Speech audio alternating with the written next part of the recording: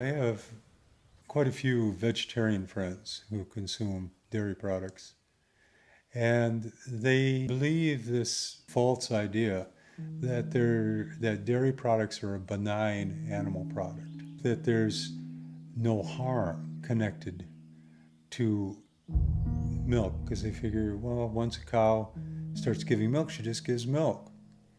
And they don't realize that cows can't give adequate amount of milk for production unless they're pregnant. And cows have the same gestation period as humans, 9 months. They're pregnant 9 months, give birth. Within 24 hours, maximum 72 hours, you take the calf away from the cow because you need the milk for production.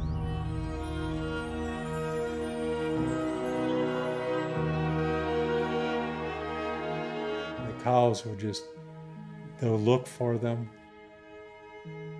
Cows will often mourn their children for days or weeks.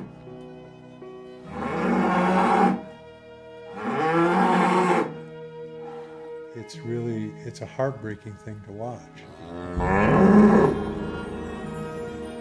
Calves are being born constantly, but they serve no useful purpose and are soon put to different use. Let's say a cow is alive for 4 years. She'll have 4 calves. Just genetic roulette. 2 are going to be male, 2 are going to be female. The 2 males have no use to the dairy industry. They're going to go to auction within a day to 2 or 3 days after birth. You only need 1 female to replace the mom. So 3 out of 4 calves go to slaughter right after they're born.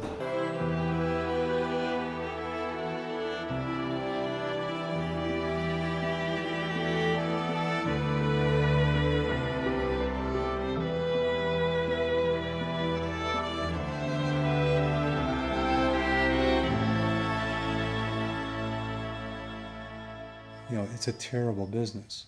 I mean, there's more suffering in a glass of milk than you can find just about anything.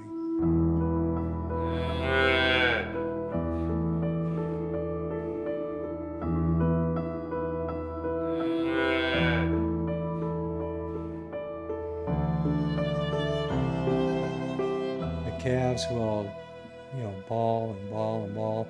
The cows will they'll look for them.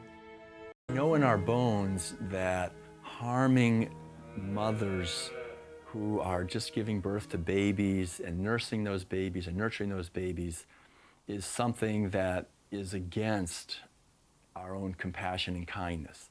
And so when we're eating animal foods, eating dairy products, that's exactly what we're doing. We're paying people to impregnate animals, steal their babies, steal their milk, and then kill them.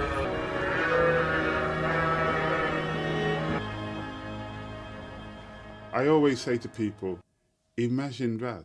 Imagine that you was pregnant. You got your breast ready to give milk and somebody took your baby away and then, another animal came and took your milk. It's almost, for human beings, it's almost impossible to imagine. But that's what many animals go through. And some people think, oh, goat's milk is better than cow's milk. Well, the goat is also a living thing. The goat also produces milk, not for human consumption, but for the consumption of a little baby goat. And that's who the milk should go to.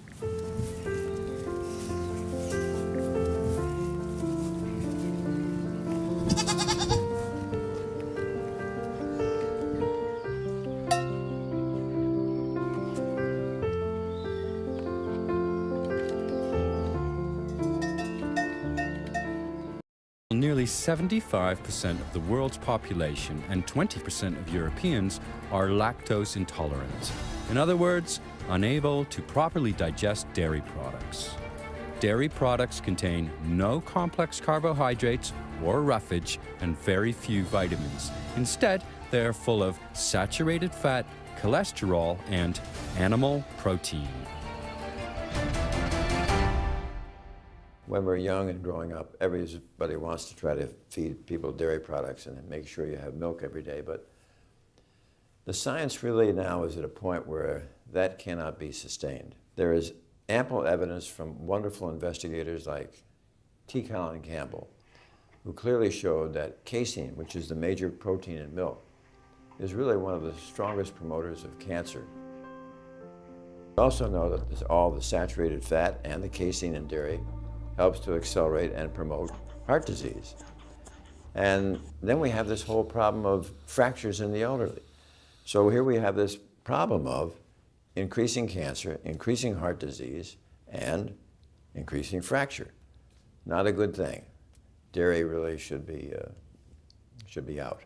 Es wird sehr viel darüber diskutiert, dass wir ohne Milch nicht genügend Kalzium aufnehmen. Kalzium ist wichtig für die Knochenstabilität, soll Osteoporose vorbeugen, aber Untersuchungen von Menschen, die überhaupt keine Milch und keine Milchprodukte verzehren, zeigen, dass dort die Osteoporose-Häufigkeit sehr viel geringer ist als bei uns.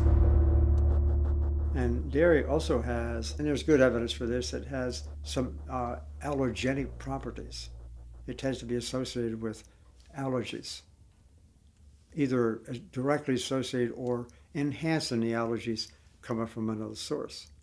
And so we see things like, in the case of teenage boys, we get this acne. They get this acne sometimes, the skin problem. A lot of that is due to their consumption of dairy. Stop dairy, goes away. Dairy is associated with migraine headaches. I know of a lot of people, have these migraine headaches. It's kind of an allergy kind of thing. As is acne, that's kind of an allergy kind of thing. You stop that, it goes away. And it's very fast. And I used to say that with great reluctance because I was raised on a dairy farm. I grew up milking cows. And then when I went away to do my doctoral dissertation, I actually did my dissertation on the idea of promoting more milk consumption. So I'm not saying these rather negative things about dairy for any ideological reasons or any personal reasons. I'm saying it in reference to the evidence, the data. That's what it shows. Humans are not the only beings with personalities, minds, and feelings. Once we realize that we are part of the animal kingdom, then it becomes quite as important how we treat animals, all animals, as how we treat each other.